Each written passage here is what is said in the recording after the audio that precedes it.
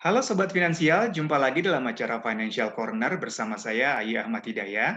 Pada episode kali ini, kita akan membahas bagaimana cara mempersiapkan dana darurat. Nah, dana darurat menjadi penting adalah untuk menjadi financial buffer atau untuk menjadi dana cadangan ketika keadaan darurat terjadi. Semisal, kita terjadi sakit gitu ya, atau mungkin rumah kita rusak atau bocor, atau mungkin ada kebutuhan lain yang mendesak yang memang tidak kita anggarkan. Nah, bagaimana cara mempersiapkan dana darurat? Yang pertama, kita harus menyisihkan 10% penghasilan kita kepada dana darurat ini atau pos dana darurat ini.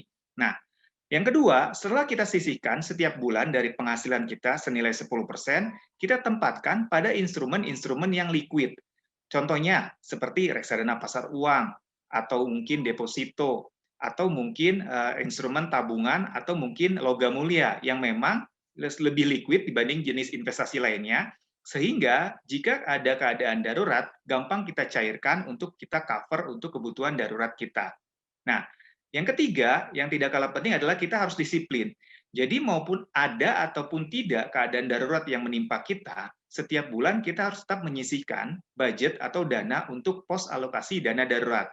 Dengan begitu, pos atau dana darurat yang kita miliki akan menjadi lebih besar dan menjadi lebih kuat, walaupun nanti tentunya bisa kita gunakan atau tidak gitu ya. Kita berharap mungkin tidak kita gunakan, tapi kalaupun kita akan gunakan, uang atau dana yang kita sudah alokasikan sudah mencukupi.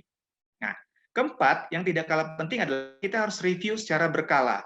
Apakah dana darurat kita yang memang kita tempatkan di instrumen investasi benar-benar bisa paling tidak menyamai nilai inflasi?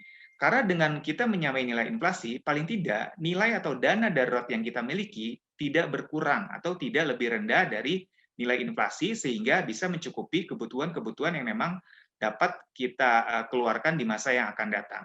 Nah, itu kira-kira cara mempersiapkan dana darurat yang baik dan optimal untuk kita semua. Semoga membantu.